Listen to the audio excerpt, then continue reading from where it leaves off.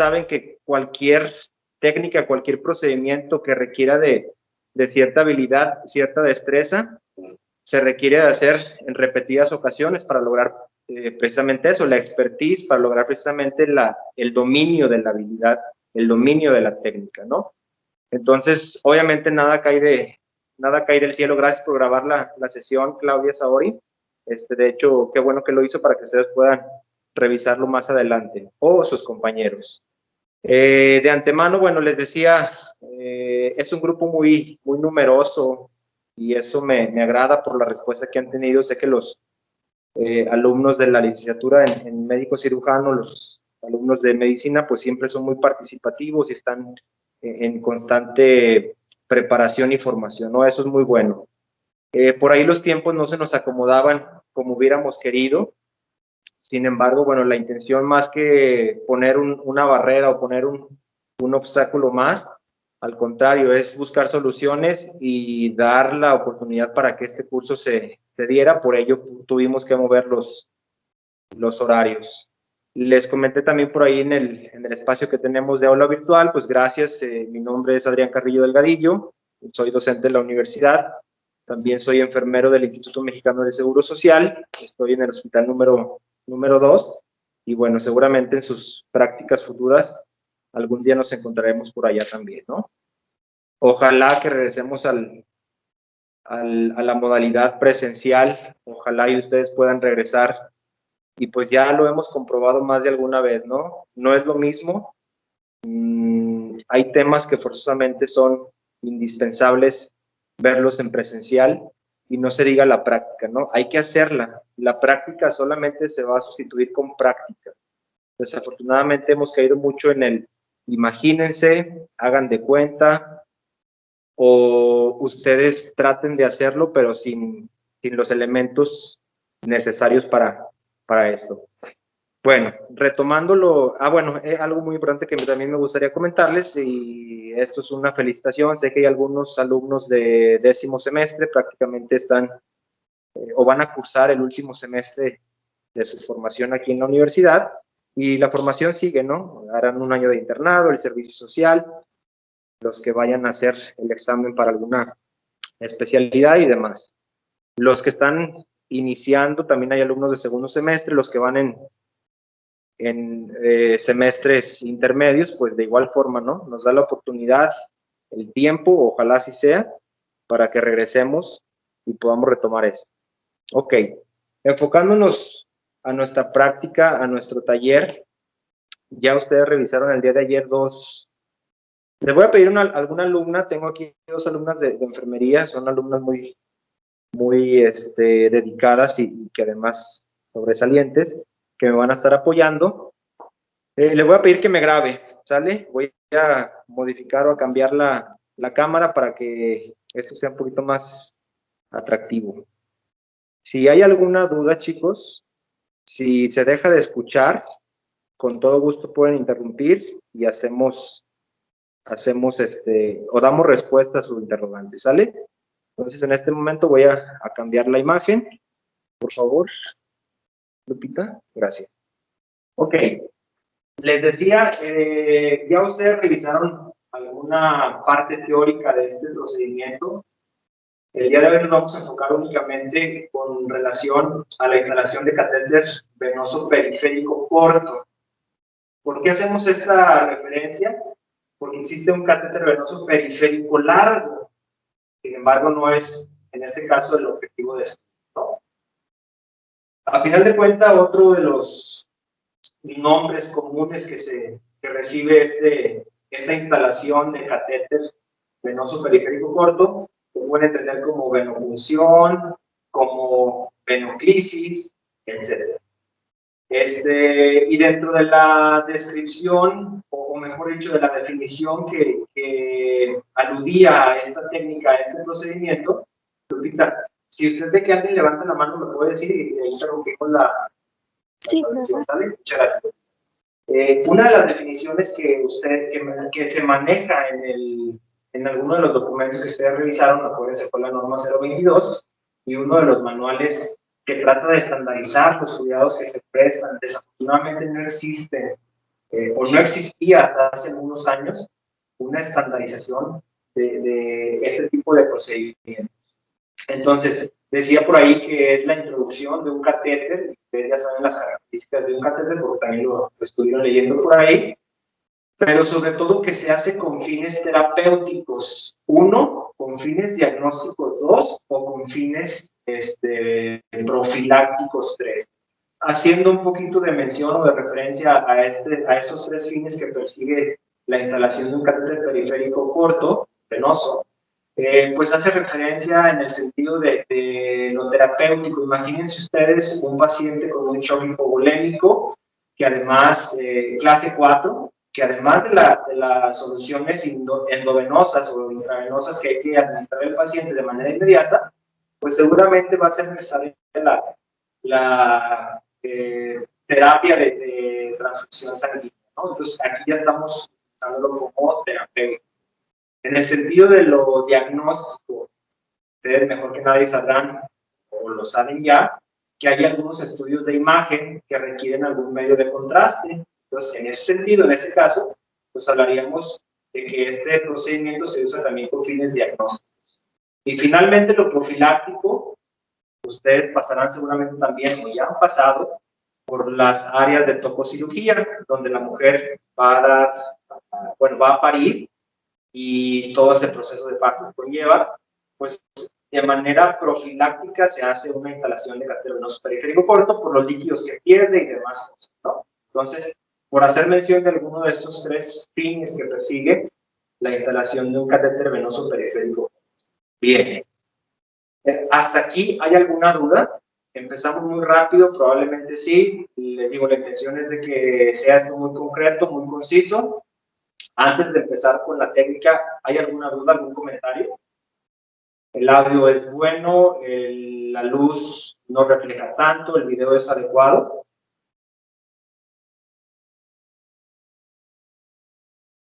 Sí, profesor, todo correcto. Excelente, le agradezco mucho. Bueno, antes de pasar a mostrarles yo el material que es necesario para esta práctica, por aquí traigo mis tijeras, que también a veces son muy necesarias, pues me gustaría, mejor dicho, antes de pasar a la práctica como tal, a la técnica como tal, me gustaría mostrarles el material y el equipo que ustedes también ya revisaron.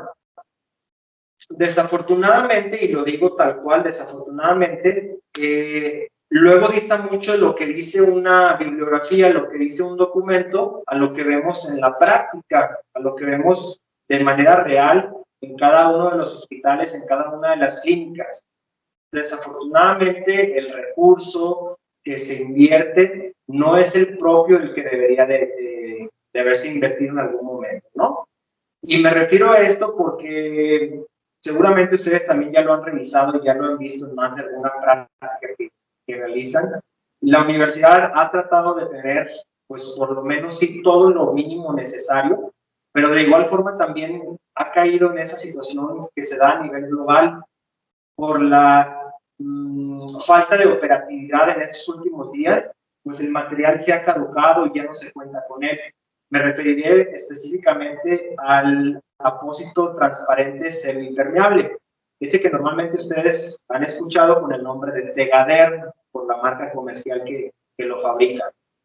Pero bueno, no es una limitante, les digo, en las instituciones de salud, hablando del Instituto Mexicano del Seguro Social, que es donde laboro también, desafortunadamente tampoco siempre contamos con ese insumo, con ese recurso. Entonces, no podemos quedarnos con las manos cruzadas, no podemos decir, pues no está un apósito transparente, ya no hago el procedimiento, ¿no? El paciente llega y requiere y demanda además servicios de salud que hay que ofrecérselos a como de lugar.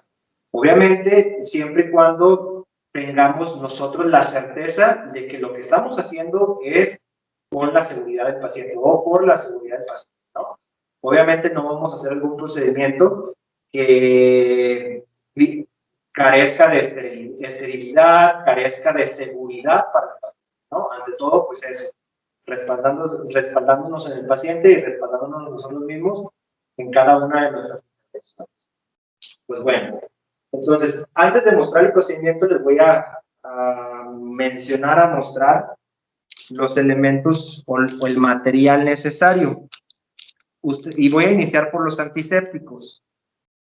¿Recuerdan ustedes, dentro de la normativa, mencionó 3 antisépticos que recomiendan?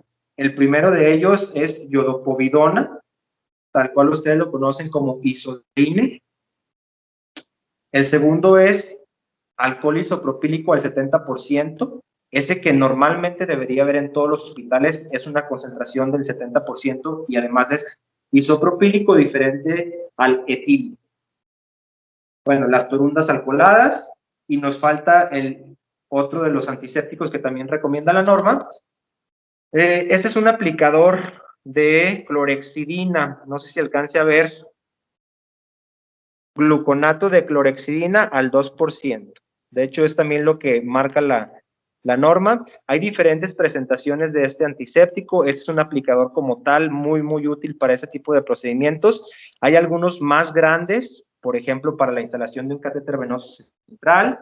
Hay algunas almohadillas que tienen clorhexidina, o hay algunos aplicadores que son en forma de spray, muy similar a lo del gel antibacterial. ¿Sale? Entonces, iniciamos esto con el antiséptico. El segundo de los elementos que quiero mostrarles, antes de llegar al más importante, creo yo, en este caso, que es el catéter venoso periférico corto, pues es la solución, una solución endovenosa. Ustedes ya sabrán, o ya lo saben, sobre la clasificación de las soluciones, si son cristaloides, si son coloides artificiales, y bueno, cada una de las presentaciones, ¿no? En este caso, tenemos una solución isotónica, que es cloruro de sodio al 0.9%. Es la solución que vamos a utilizar el día de hoy. Tenemos un equipo para infusión. Este es un llamado normogotero. A ver, Lupita, vamos a ver si se puede ver la cámara. Ok, este equipo de normogotero tiene la característica de que sus gotas son normales, pero también hay equipos, seguramente han escuchado, equipos microgoteros, es decir, que son microgotas. ¿Y qué diferencia hay? Únicamente van a ver la diferencia en este espacio de la cámara, que tiene una especie de agujita, lo que hace que las gotas no sean normales, sino que sean microgotas. Entonces, bueno, en términos generales, este es un equipo para infusión, o también llamado normogotero. Aquí lo pueden ver ustedes en el empaque. Obviamente, esto va a sustituirse por un equipo para infusión de bomba, ¿sí? En la actualidad, en la mayoría de las instituciones, pues ya se cuentan con diferentes bombas de infusión, y que esto quedaría pues obsoleto, ¿no? Sin embargo, es lo que todavía tenemos y es lo que todavía hay que enseñarles. Ojalá en algún tiempo no muy lejano, pues esto ya ni siquiera se utilice, puesto que si nosotros tenemos bien adecuadamente la regulación de las gotas a partir de la programación con una bomba de infusión, pues eso va a ser mucho mejor para el paciente y mucho mejor para nuestra práctica. Bueno, algo no menos importante, que nos ayuda a que la vena se dilate, obviamente ocluyendo el retorno sanguíneo. Recuerden que el retorno sanguíneo venoso va de lo distal a lo proximal. Tenemos el torniquete. Por ahí la norma dice que también ocupamos algunas gasas. Bueno, aquí tenemos una gasa estéril. Decíamos que el apósito transparente, por la situación que estamos viviendo en la universidad, estaba a punto de caducarse y tuvieron que donarse, ¿no? Para que no se perdiera el recurso. Entonces, no podemos dejar de hacer esta práctica, pero sí quiero hacer mucho énfasis en este momento sobre que no tenemos ese recurso actualmente. Sin embargo, sí podemos llegar a utilizar pues algunos otros elementos.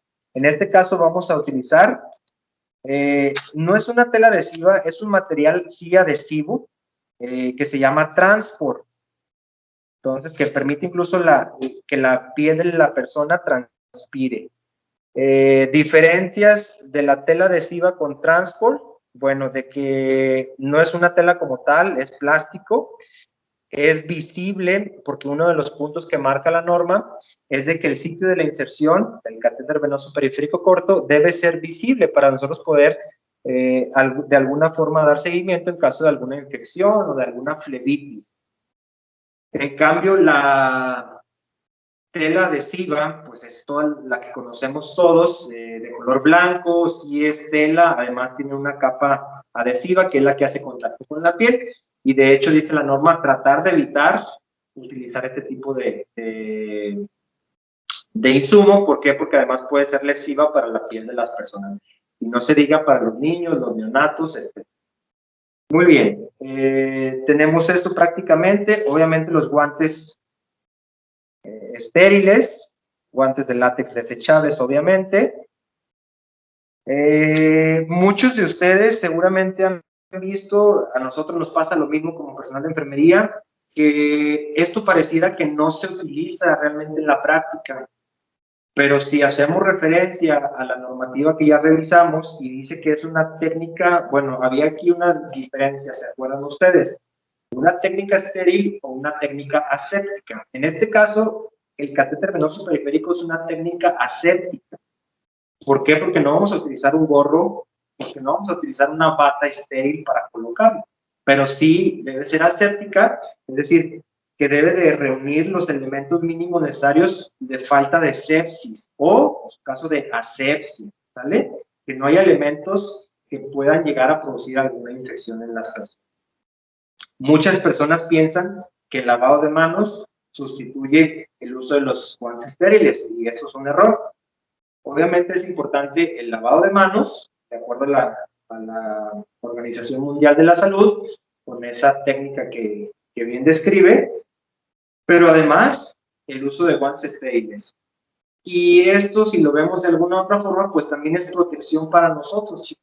¿Por qué? Porque imagínense ustedes al servicio de urgencias, en el área de choque, donde ustedes también van a pasar, pues llega un paciente de procedencia no conocida, ¿no? No sabemos las patologías que pueda llegar a tener esta persona, y entonces siempre debemos de ver por la seguridad también de nosotros como la del paciente. Entonces, si no me compran la idea de que esto es una técnica aséptica y que por eso debemos utilizar los guantes, pues véanla de otra forma, por otro lado, de que es una técnica que requiere también de la seguridad de ustedes, de nosotros, de todos.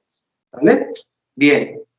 Y finalmente, bueno, llego al punto del catéter venoso periférico corto. Hay diferentes marcas, hay diferentes numeraciones, eso lo refiero como diferentes calibres. Les preguntaban una de los reactivos que ustedes contestaron el día de ayer, el Yelco 14, también conocido Yelco, catéter venoso periférico corto, o también conocido como Punzocat, vuelvo a repetir, por la marca que lo realiza. Y de acuerdo a esta marca lo llaman Angiocat, bueno, es una forma, ¿no? Incat, Insight, etcétera. Normalmente en México lo conocemos como Punzocat o como Yelco. A final de cuentas son catéter venoso periféricos cortos. Y les decía yo en ese reactivo, el Yelco 14 es el de menor, o el catéter periférico 14 es el de menor calibre, y muchos por ahí me pusieron que sí. Por ahí ustedes también revisaron una tablita en donde vienen los diámetros de las agujas, los diámetros del Yelco, porque ustedes, ahorita los voy a abrir, se darán cuenta que una cosa es la aguja que tiene y otra cosa es el Yelco que se queda, o el catéter que se queda dentro del espacio intravascular. Y algunas otras características, ¿no? Dentro de las cuales voy a mencionar de manera muy puntual, específicamente los que se usan para los niños o los recién nacidos son los de menor calibre. Aquí hay una diferencia, los de menor calibre no son los de menor numeración, sino todo lo contrario. Los de menor calibre son, por ejemplo, el catéter número 24. En esa misma lógica, el catéter de mayor calibre que se encuentra en el mercado es el de 14 gauge. Siempre lo van a ver con el color naranja. Es una forma también de hacer alguna alerta visual, de decir, ojo, este rojo siempre va a ser 20, este verde siempre va a ser 18, este azul siempre va a ser 22. Entonces, jamás de los jamases, el hierro 14 podemos pensarlo para un neonato, para un pediátrico. Si lo vemos en el paciente adulto, pues yo les diría que bajo ciertas circunstancias, porque esto llega a ser, obviamente, pues muy traumático, ¿no? Y más cuando no se da con la técnica adecuada y más cuando pues, no se tiene éxito en la venofunción. Lo abrí tal cual, vean el calibre de la aguja,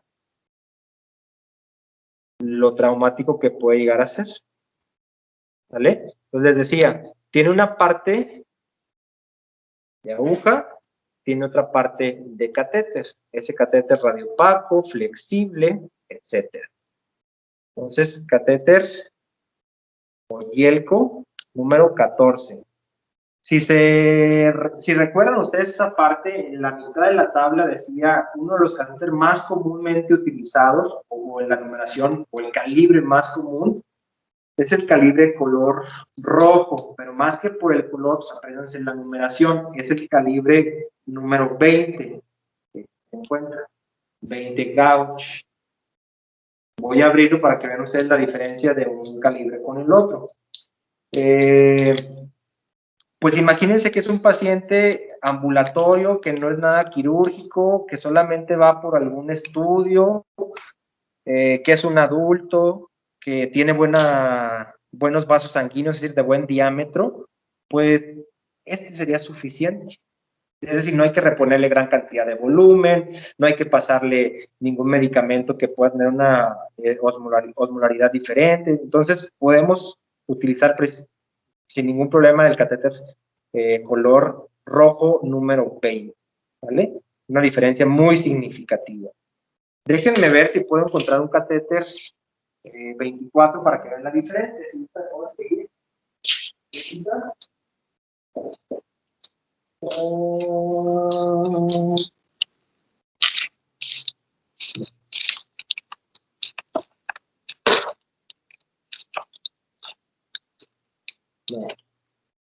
No, bueno, no hay catéter 24. Pero imagínense, pues ustedes sí, la gran diferencia que hay. Obviamente llega un paciente, no sé, al área de choque, que hay que tomarle muchas muestras, que además es adulto, que seguramente va a ocupar muchos líquidos, que probablemente una transfusión sanguínea, pues tal vez pensemos en un Yelco verde, que es un Yelco 18, ¿no? Que también si hay alguna diferencia, pues obviamente este es más grueso que este, nos da mucha más capacidad de rapidez en el sentido del volumen que le estamos infundiendo y que además le puede durar todavía por mucho más tiempo, aunque aquí hay una situación muy importante. Recuerden ustedes que el catéter se cambia cada 72 horas, salvo ciertas excepciones. También era otro de los ejercicios que les dejé por ahí.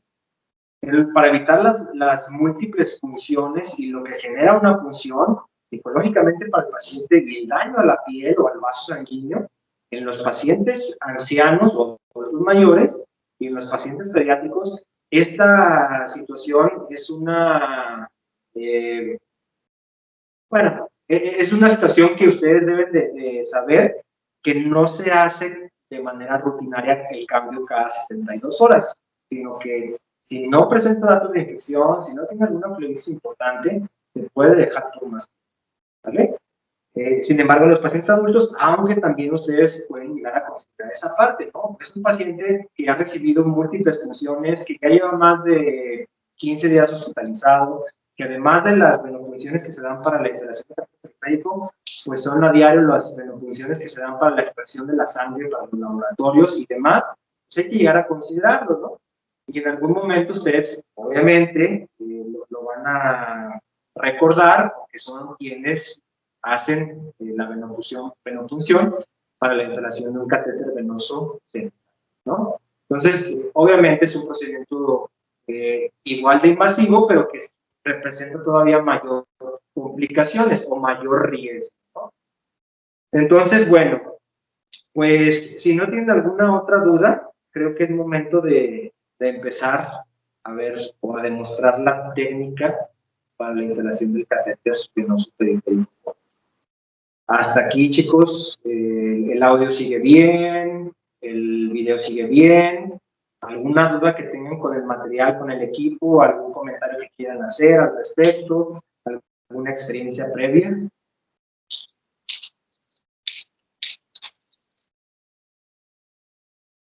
Parece que nada, ¿verdad?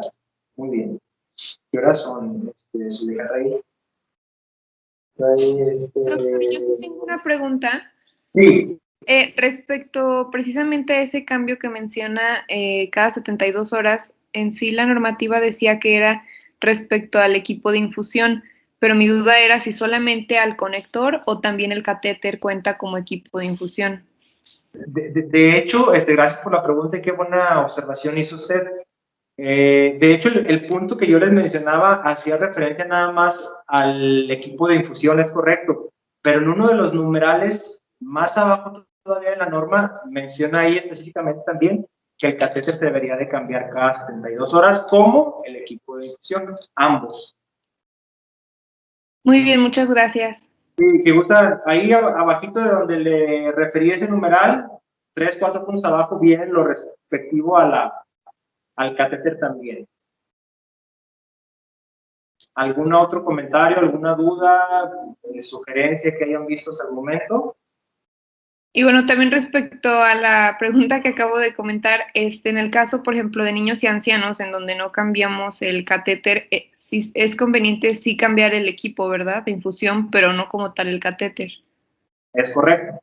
Ahí la situación es sí cambiar el equipo, tal cual lo menciona también uno de los numerales, pero no cambiar el catéter, eso es correcto. Muy bien, muchas gracias. Sí, y les digo sobre todo esto se da porque, bueno, obviamente recordemos, más que recordar anatomía, recordemos la lógica, ¿no? De la evolución que va teniendo la vida de una persona.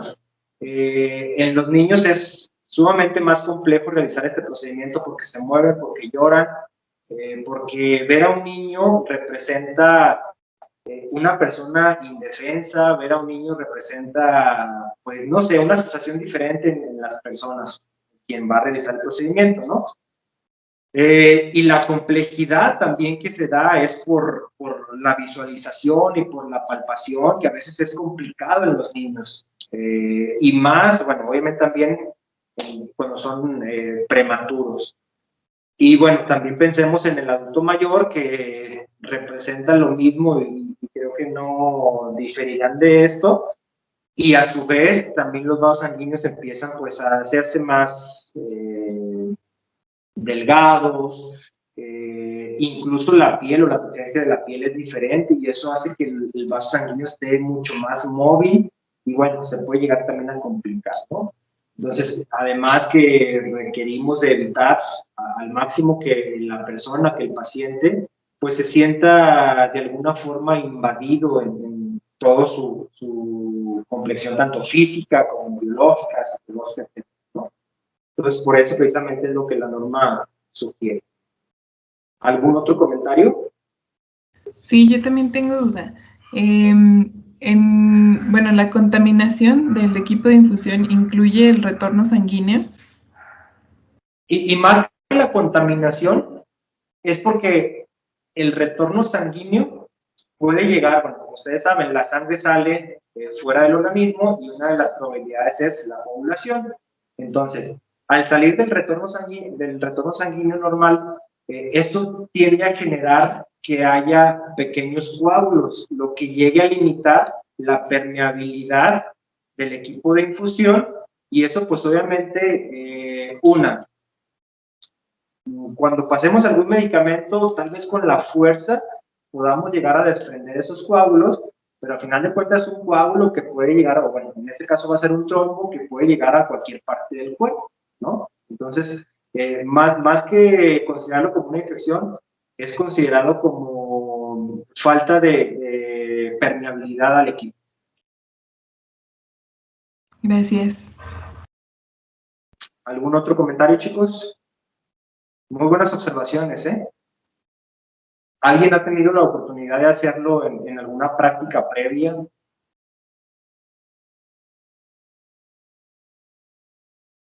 Ok. Bueno, antes de comentarles lo que se viene, bueno, eso también es un punto muy importante. Ya saben ustedes que todo el material soportante pues va en un contenedor rígido que también es de color rojo, ¿no? Entonces, todas las agujas, para evitar alguna punción accidental, pues hay que desecharlas, depositarlas en el contenedor rojo. No se malas, Mónica, le pide un... Ah, no, ¿me van a hacer de basura, por favor? Sí, gracias.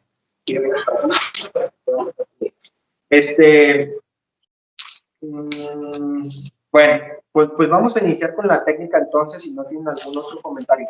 ¿Cuántos asistentes tenemos ahorita, Lupita? ¿Cuántos alumnos hay? ¿Cuántos participantes dice ahí? 18. 18. Okay. Son 18 alumnos. La participación bajó de acuerdo al número que tenía yo registrado en este grupo 1. Sin embargo, bueno, los que estén, qué bueno que ya Claudia nos hace el favor de grabar la videoconferencia para que la puedan revisar en cualquier momento. La intención, chicos, antes de comentarlo así de manera más formal en el tiempo que corresponde, pues la idea que, además de que vean este procedimiento, es de que ustedes lo hagan. De hecho, el objetivo del curso es ese, que ustedes demuestren la práctica. Creo yo que son dos de los procedimientos invasivos de menor complejidad que se pueden aplicar sin ningún problema dentro de su domicilio, dentro de su casa. Aquí pues va a ser la idea es de que ustedes consigan el material, vean que no es material pues tan costoso ni tan complejo de conseguir, lo podemos conseguir en cualquier farmacia. Entonces la idea posterior a esta demostración es que ustedes hagan un pequeño video, les digo, ahorita les paso bien las especificaciones del video, donde demuestren la práctica como tal. Ya lo decíamos, yo soy consciente de eso. Entre más practiquemos, más vamos a hacernos de la habilidad, pues. Obviamente, si para ustedes es la primera vez que lo hacen, pues como en todo, ¿no? Siempre una primera vez representa un tanto de nerviosismo, siempre una primera vez representa falta de seguridad, siempre una primera vez representa en muchas ocasiones no el mejor resultado. Entonces, aquí más que tener un resultado óptimo, porque es su primera vez, pues vamos a evaluar el proceso más que el resultado, ¿no? Porque es muy diferente evaluar resultados que evaluar procesos. En este caso, la intención es evaluar el proceso, el procedimiento. Bien, ahorita llegamos a esa parte de las especificaciones del video. Es un video cortito que ustedes puedan, vuelvo a repetir, evidenciar esta práctica. Antes de pasar a eso, también posteriormente de que hagamos o que yo les demuestre la técnica, pues abriremos espacio de algunos minutos para que ustedes puedan sí mencionarlo. Oiga, profe, es que me confundí cuando hizo este paso. Oiga, profe, pero es que ¿por qué hizo este paso en lugar de este? También se vale, ¿vale? Se vale cuestionar sin ningún problema. Entonces, bueno, si no hay más comentarios o dudas, vamos a iniciar. La primera parte del procedimiento dice que hagamos un lavado de manos. Pueden checar si ya hay... No, ¿saben qué? No hay agua, no hay sanitas por lo mismo de la falta de operatividad del laboratorio. Entonces, la OMS también dice que cuando no haya suciedad visible de las manos, tú puedes usar una base alcoholada en gel. Entonces, aquí la diferencia es una misma técnica, la diferencia únicamente la da el tiempo. En este caso, dice que debe durar 30 segundos, o mínimo 30 segundos, ¿vale? En comparación con el lavado de agua, con el lavado de manos con agua corriente y jabón, dice que debe durar de 40 a 60 segundos. Entonces, esta técnica, estoy seguro que ya la conocen, hay que tratar de apegarnos lo más que se pueda a ella, ¿no?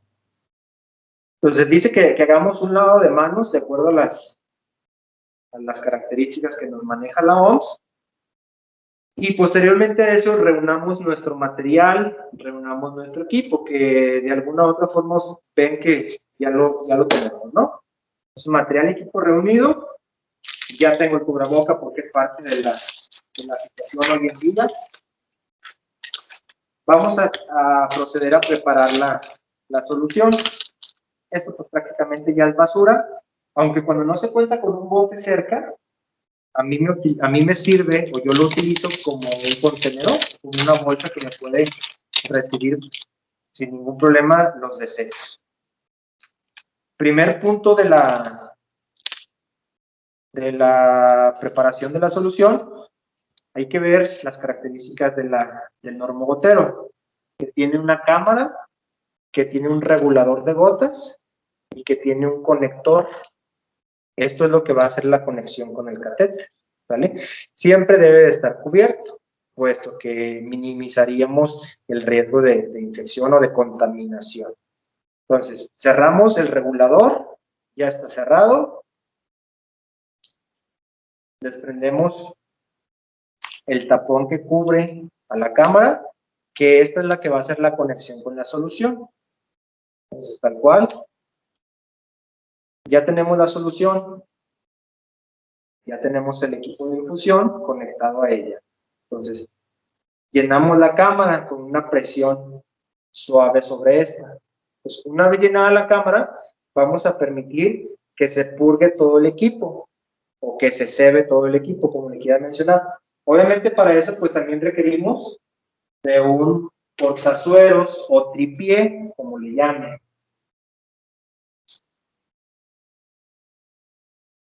Abrimos. Si se fijan, ya hay un goteo aquí que me va a permitir purgar todo el equipo, todo el sistema, absolutamente todo. Le voy a abrir para que sea un poco más rápido. Pues para que no caiga el agua al piso, la solución en este caso, voy a apuntar directamente sobre el cesto de la basura, ¿vale? Y evito que haya derrames sobre el piso, sobre mi área a trabajar. Pues ya tenemos prácticamente este material.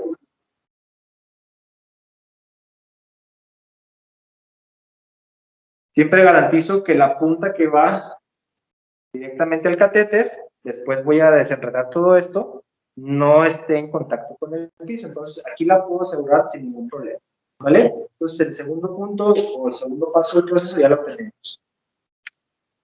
Zuleika, ¿me ayuda por favor de este lado? Decía también la norma o el manual que en ese punto seguido vamos a hacer nuevamente higiene de las manos para hacer contacto con el paciente. Recuerden ustedes que los 5 momentos del lavado de manos, que también dice la OMS, es 2 antes y 3 después. Y 1 antes es antes de tener contacto con el paciente.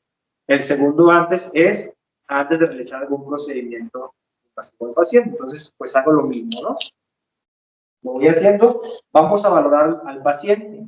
¿Cómo saber, cómo determinar el calibre del catéter? Pues valorando. Ustedes saben mejor que nadie que la valoración de una persona es fundamental, en este caso, para que ustedes puedan emitir algún diagnóstico médico, obviamente con el uso de algunos otros dispositivos. En este caso, para nosotros poder elegir el vaso ideal, el vaso adecuado, pues es en base a una valoración, ¿vale? Y todo lo que representa, lo que ya hemos mencionado. Si es diagnóstico, si es terapéutico o si es profiláctico. Entonces, acá. Por favor. También decía la norma que hay que empezar de lo distal a lo proximal del paciente.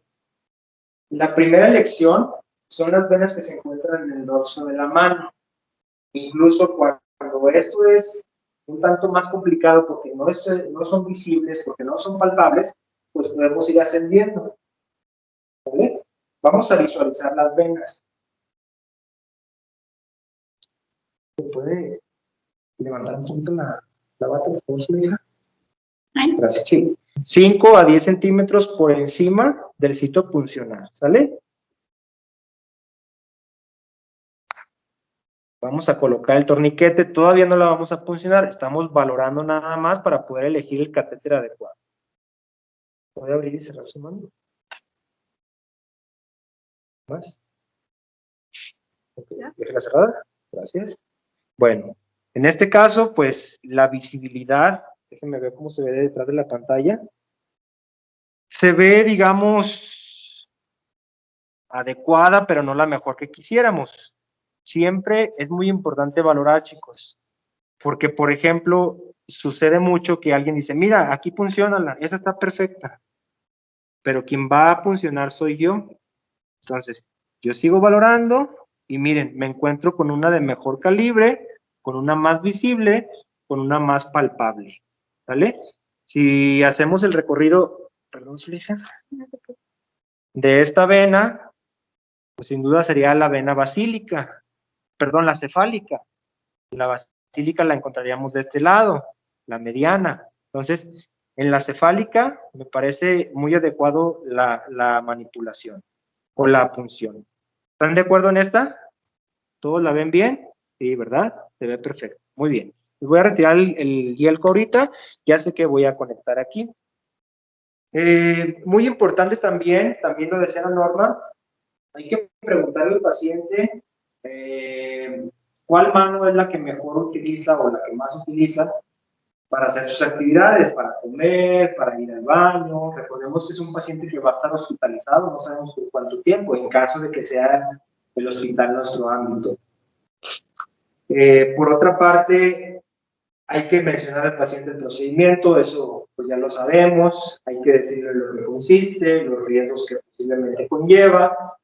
El que una persona no logre la función adecuada en el primer intento, pues no te hace una peor persona, ¿no? Requiere seguramente de mayor práctica.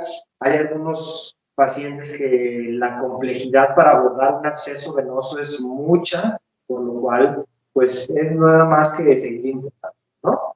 Bueno, entonces ya sabemos eso, ya tenemos preparado nuestro antiséptico. En este caso, vamos a utilizar torondas alcoholadas, ya las tenemos preparadas de ahorita mismo.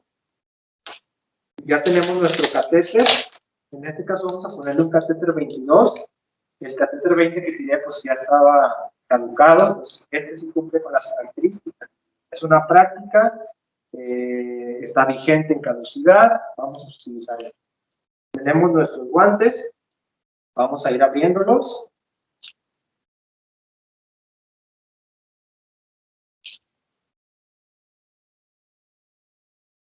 Uno, tenemos el segundo.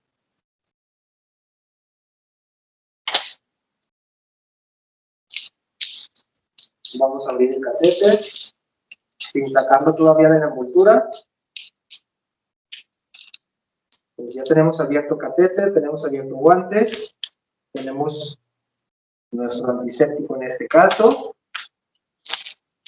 Vamos a abrir esta gasita, que la verdad esta gasa yo considero que puede no ser estéril, también hay gasas crudas, puesto que no tendrá tanto contacto o contacto directamente con el torrente sanguíneo. Aunque bueno, lo dejamos aquí abierto, dijimos que ya es basura, vamos a darle la destrucción a la basura. Tenemos unas tijeras, vamos a preparar ahora, como no tenemos una posición transparente, ojalá ustedes sí lo puedan conseguir cuando hagan el video demostrativo de esta técnica, que será mucho más fácil, pero bueno, les quiero enseñar también pues una forma de fijación con el transfer, ¿sí? En este caso vamos a utilizar únicamente, eso le conocemos como corbatas, ¿sí? Trozos de transport muy delgados. Para mí, uno es suficiente, pueden utilizar dos, sin ningún problema. Tenemos el segundo. Lo que se trata también, por lo que dice la norma, es que el sitio de inserción sea visible, y la otra, que aunque no lo menciona, es obviamente algo que por lógica se da, pues el catéter esté bien seguro, bien fijado, ¿no? Pues vamos a utilizar esta de 5 centímetros.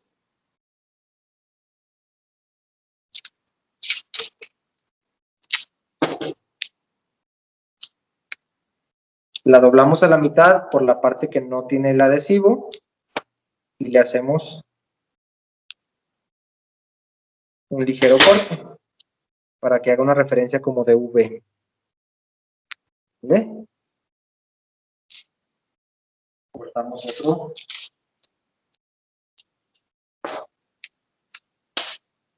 Y en este caso, de igual forma a la mitad, la parte que no es adhesiva, y hacemos un corte para que haga esta pestañita. Ok. Finalmente, un último trozo de transfer en este caso, que es lo que va a cubrir y agarrar el equipo de infusión. ¿Vale? Entonces, tenemos todo el material disponible, todo el material necesario. Vámonos a la práctica.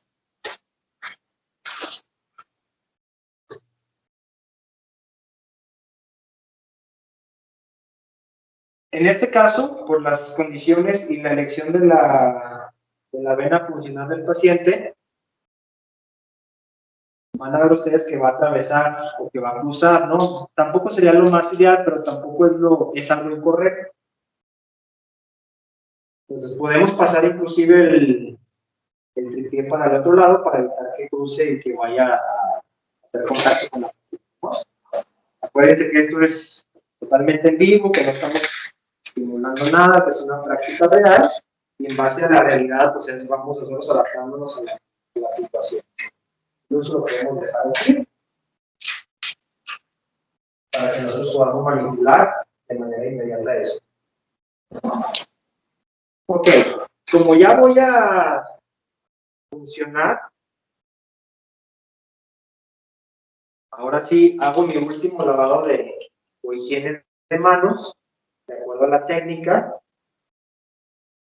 Ustedes saben que en algunos momentos, por la situación, pues es una situación que requiere de mayor rapidez, y sobre todo hablando de las urgencias, ¿no? Y enfocándonos en el área de choque. Cuando no, pues hay que hacerlo de manera tranquila, de manera pausada, que brindemos seguridad en todo momento a la paciente, que evitemos, o que, mejor dicho, más que evitar, que logremos un ambiente adecuado, un ambiente terapéutico de cordialidad, de respeto y demás. Todo lo que le hagamos al paciente, y eso lo podemos ver en absolutamente todos los que nos dedicamos a esto, chicos, absolutamente todo lo que le hagas al paciente, todo como te refieres al paciente, va a tener una trascendencia en esa persona. Sea bueno o sea malo, eso va a trascender en una persona. Eso siempre tenganlo con ustedes. Entonces ya estamos listos. Colocamos el torniquete. Ligera presión. Me coloco mi guante. Aquí dice que me coloque primero un guante y luego haga la antisepsia y luego agarre el antiséptico y demás. Como yo ya tengo el antiséptico preparado, pues no es necesario hacer eso que menciona la descripción de la técnica. Aquí voy a utilizar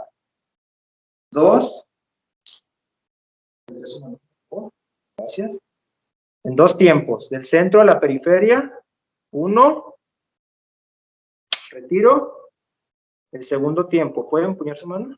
Gracias. Esto de empuñar la mano por parte del paciente me ayuda a que la piel esté un poco más fija, no tan laxa. Este no lo voy a tirar, puesto que me puede ser, incluso lo puedo tirar sin ningún problema. Tomo un tercero, en este caso puedo tomar la gasita, colocarla aquí, tomo el catéter, sin desechar todavía el protector de la aguja, bisel siempre hacia arriba, ¿sale? Bisel hacia arriba, dos dedos, de 30 a 45 grados, hago una ligera palpación por encima de donde voy a puncionar, ahí. Con esta estoy fijando la piel del paciente y el vaso sanguíneo, un piquete, ¿sale, Zuleika? Bisel hacia arriba, pongo por encima, introduzco y espero a ver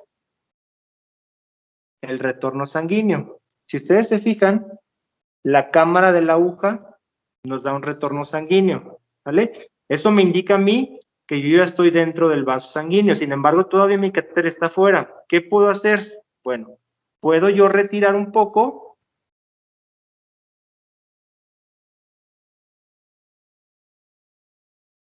Pueden dejarla así o pueden introducirla más. Lo que me vaya, una vez ya estoy dentro,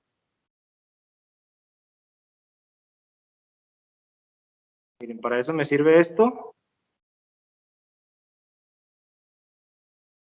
Puedo introducir la solución. Ok, ya estoy aquí. Y al momento de abrir, me va a servir como un dilatador del catéter. ¿Vale? Entonces en ese momento me empieza a funcionar, me empieza a pasar. ¿Le molesta a su hija? No.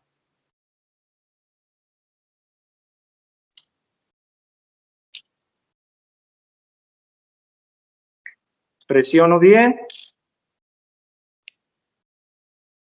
Hago la limpieza bien.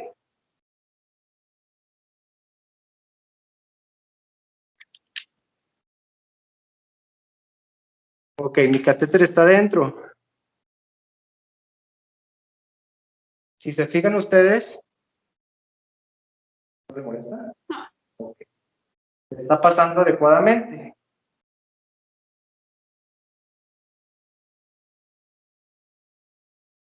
¿Qué observo yo aquí? Que no haya molestia y que no haya una infiltración. Una infiltración con esta velocidad ya se me empezaría a generar una especie de edema o hematoma, producto de que la aguja está o estuvo fuera del vaso sanguíneo. ¿Vale? Entonces, permeabilidad, sí. ¿Verdad?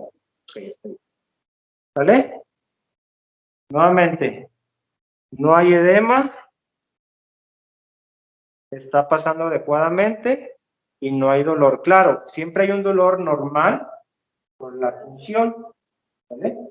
Entonces voy a mejorar la velocidad, es decir, a bajar el goteo y voy a proceder a la fijación.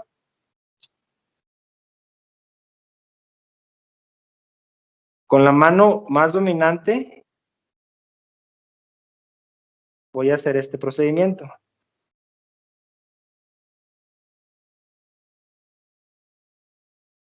Ok, hacia un lado, hacia el otro, siempre garantizando la visibilidad del sitio de inserción. Aquí yo ya puedo soltar un poco.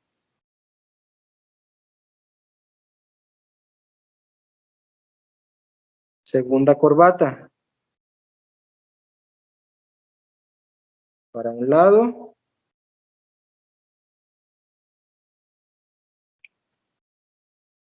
Para el otro. De bien fijo.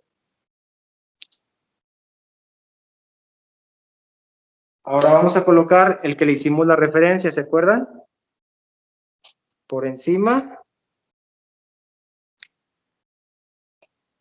Bien importante que solamente sujeten el catéter, no el equipo de infusión, porque al momento de cambiarlo, eso les generaría a ustedes mayor complejidad. Y posteriormente, el que le hice la otra referencia. Levantamos un poquito. Y entra. ¿Vale? Podemos retirar esto, podemos retirar esto. En este punto yo me puedo retirar los guantes.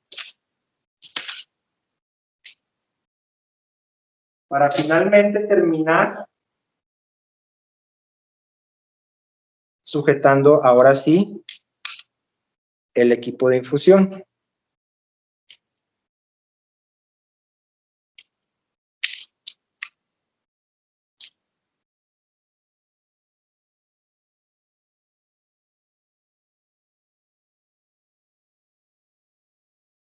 Listo. Voy a levantar un poquito.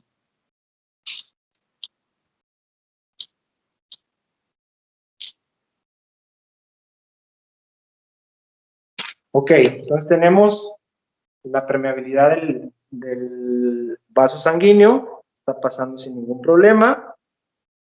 Y bueno, ya nos refirió la paciente que no hay ningún dolor, ¿vale? ¿Qué nos faltaría aquí, chicos? Y también lo dice la norma. Bueno, nos falta que coloquemos el número del catéter o del yelco. Ya sabemos que es 22, la fecha que lo instalamos y el nombre de la persona que lo colocó. Incluso hay algunos documentos, no sé si lo leyeron por ahí, que también en algunos casos, sobre todo en la rotulación de la solución, el médico que está prescribiendo la solución endovenosa. ¿De acuerdo? Pues como ya terminé mi procedimiento, ya saben a dónde se retira o se coloca el dispositivo, el catéter, basura,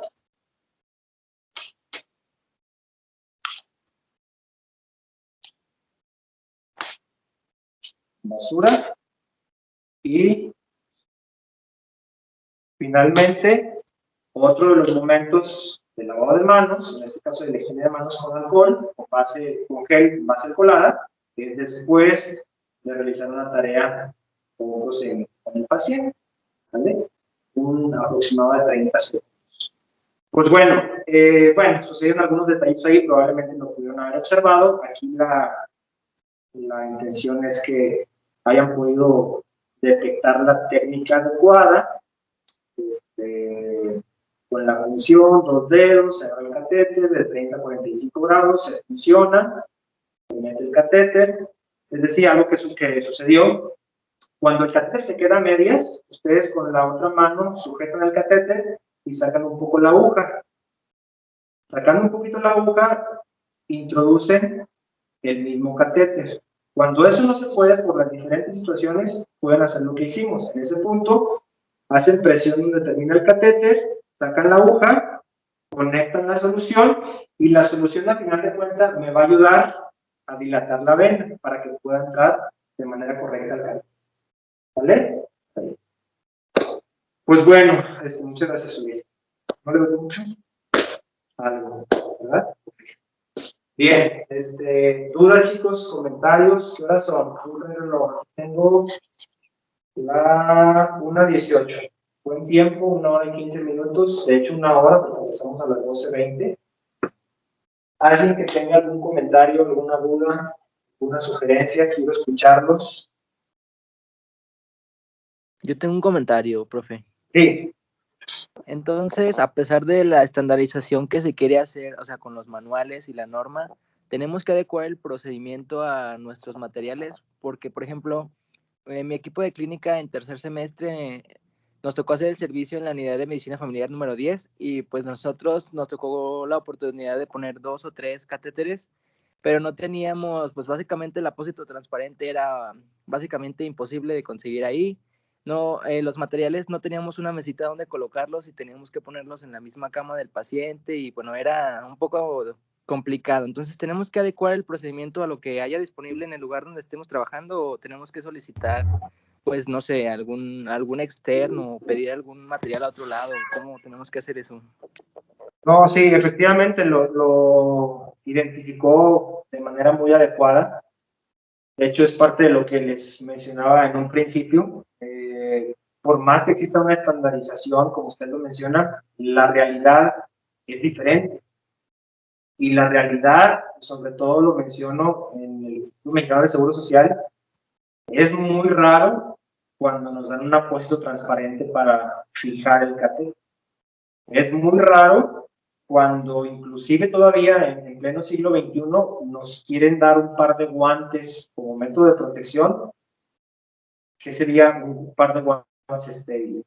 Es muy raro que en un hospital, hablando del Instituto Mexicano de Seguro Social, tengamos clorexidina.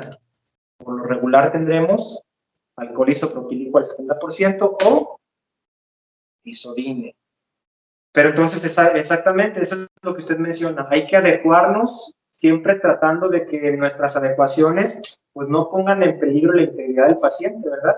A lo mejor si por los ejemplos que usted menciona, híjole, no hay una mesa pasteo, un carro pasteo para llevar el material y equipo, y solamente están los pies del paciente enlazando, bueno, es parte de lo que hay, y no vamos a dejar de hacerlo porque no tenemos una mesa pasteo, ¿no? Entonces, vuelvo a repetir, ahí que el criterio sea de cada uno, que las adecuaciones que hagamos al proceso o al procedimiento, pues no difieran y sobre todo no representen un riesgo para el paciente. Así es. Muchas gracias. No, de qué. Buena pregunta.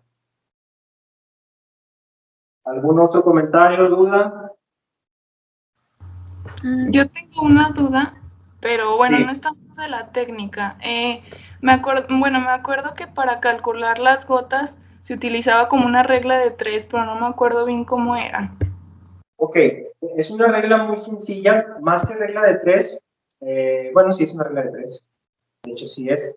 Les voy a pasar la fórmula, por ahí si alguien gusta anotarla, adelante. Les digo, esto del control del goteo, pues en algún momento va a ser obsoleto. ¿Por qué? Porque ya las bombas de infusión es la programación y te da de manera exacta el volumen que tú le quieres infundir a un paciente. Ok, sin embargo, la realidad que todavía nos tocó vivir es otra, ¿no? Entonces, ¿cómo se calcula el goteo? Primeramente, es el volumen de la solución. Hagamos un ejemplo.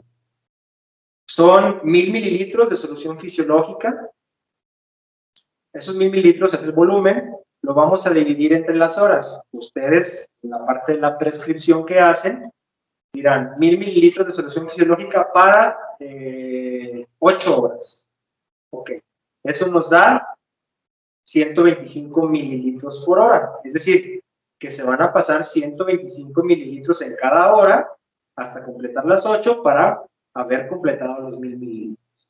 Entonces, lo que yo quiero saber no es cuánto volumen le voy a pasar por hora. La pregunta que usted me hace es, ¿cómo voy a regular yo el goteo constante de este equipo? Bueno, los normogoteros tienen una constante, siempre, nunca va a cambiar. Entonces, lo que me salió por hora, es decir, 125 mililitros, lo voy a dividir entre 4, que es la constante. 125 entre 4 nos da como 31 punto y algo gotas por minuto. Pues ahí lo redondeamos, 32 gotas por minuto. Entonces, en un minuto, un reloj con segundero, yo voy a calcular aproximadamente que me dé 32 gotas por minuto. Tal vez llevarme aquí un minuto, contar, pues va a ser algo impráctico, porque además hay que hacer otras cosas, ¿no? Pero sí podemos, tal vez, esperarnos 30 segundos y que nos dé 16 gotas. Entonces, 30 segundos, 16 gotas, y estaríamos aproximando las 32 gotas por minuto. Espero y me haya dado a entender. La otra opción es cuando manejamos un microgotero, y sobre todo vamos a manejar lo que mencionaba al principio, un microgotero cuando la prescripción sea para 24 horas. Imagínense pacientes renales que el volumen hay que controlarlo de manera muy, muy exacta o muy adecuada. Una solución de 250 mililitros hay que infundírsela en 24 horas. Entonces, en ese caso, lo que hacemos normalmente es utilizar un microgotero. Y ahí hacemos la misma operación, sin embargo, la constante no va a ser 4 porque no es un normogotero, la constante va a ser 1. Y eso me va a decir 250 entre las 24 horas, y lo que me salga, pues obviamente si lo divido por 1 va a ser lo mismo. Ese resultado es el número de gotas que voy a calcular. Ok, sí, se quedó muy claro. Gracias. Ok, de nada. ¿Qué más, chicos? ¿Qué más? Déjenme, esa parte me interesa mucho. Que no pude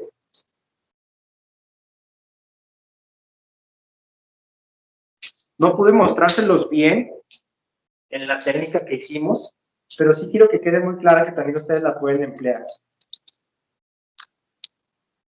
Les decía, Cuando el catéter ya está dentro del vaso sanguíneo, que ya me dio retorno, tal cual, eso sí lo vieron, lo que yo puedo hacer es desprender un poquito el catéter o retraer la aguja, ¿sí? Poquito. ¿Por qué? Porque si sigo metiendo, puede ser que yo lacere la vena con esta punta y eso me genere extravasación de la sangre. Entonces, al momento de yo meter y de yo ver el retorno, que me indica que está dentro del vaso sanguíneo, retraigo un poquito la aguja, ¿sí? Entonces la punta ya no es la aguja, la punta es el catéter.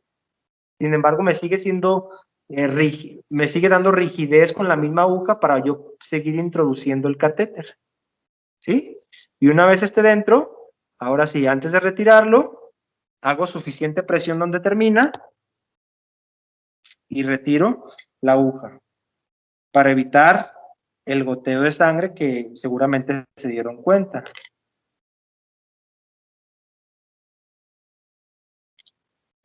Esto me gustaría, bueno, me quise que quedara así como más claro. Ok, ¿alguna otra duda, algún otro comentario, chicos? Una compañera quiere ver cómo sería el retirar el catéter. Ah, excelente.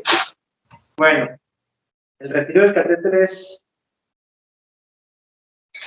otro paso del procedimiento de manera muy sencilla, para lo cual vamos a requerir, pues sea una gasa o sea una toronja alcoholada. Cerramos primeramente y tal cual, ¿verdad? Retiramos.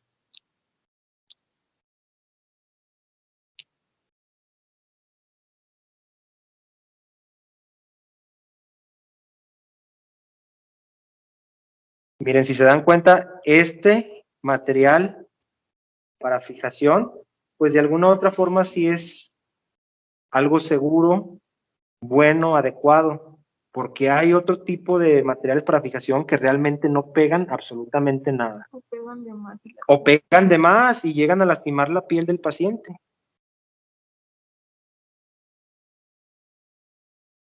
Incluso esto es muy fácil de ir haciendo los cortes.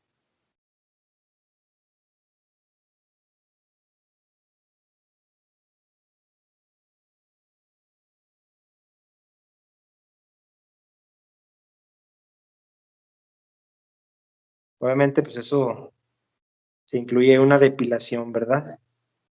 Ojo, también que menciona la norma. Anteriormente, chicos, el personal de enfermería que luego somos los que hacemos este procedimiento, abusábamos, ¿eh? Pacientes muy velludos, como es mi caso, rápido iban por un rastrillo y empezaban a rasurar el sitio de punción. Eso la norma dice, ojo, no hagas eso. Lo que puedes hacer con unas tijeras es recortar el exceso de vello pues que tienes, retiras y haces presión, por favor, para que la hemostasia se dé, pues ya saben, ¿no? De 3 a 5 minutitos. Esto, como no es punzocortante, se deposita en la basura común, la basura del hospital, aunque también sí se considera como RPBI porque está en contacto con el paciente. Esto, de preferencia, como todos los residuos, los hospitales tienen proveedores que vayan por ellos y obviamente les cobran de acuerdo al peso que se están llevando. De preferencia, se desecha en una tarja, a menos de que no traiga sangre, se desecha en una tarja, si trae sangre, se lo va directamente sobre el dedo, ¿vale? Y el contenedor, bueno, también iría ahí. Y esa es la forma de retirar. Cerrar, ir desprendiendo cada uno de los elementos que utilizamos para la fijación y retirar, tal cual. Hacer presión para que haya una hemostasia segura y que no quede un hematoma ahí, ya saben, ¿no? Es que me dejó un moretón, es que no sé qué, eso no sé cuál. Otras dudas, chicos.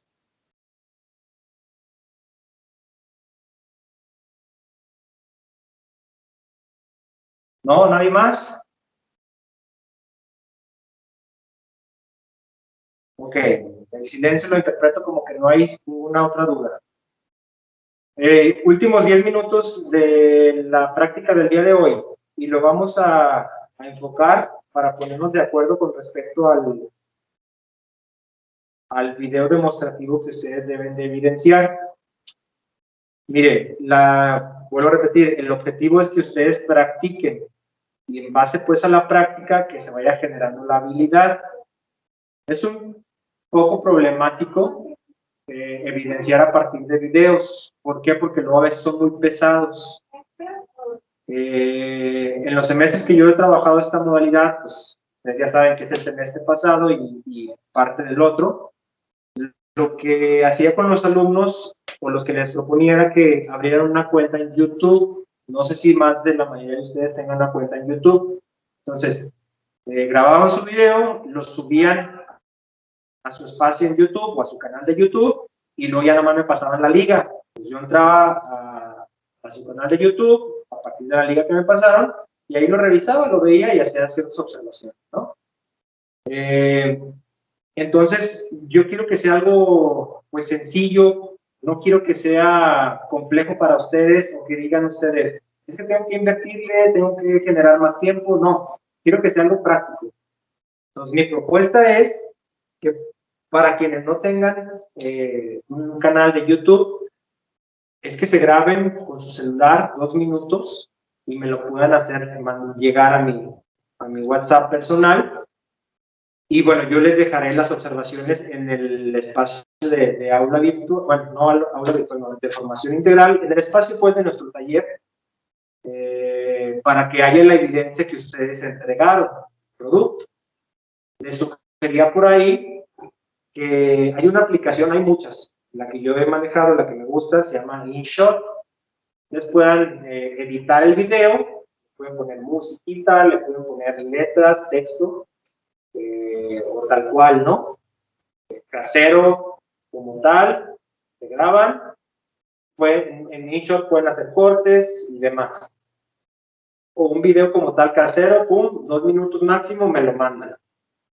Entonces no sé qué opinen de esa opción, o si ustedes tengan alguna otra sugerencia, estoy abierto a escuchar sus opiniones.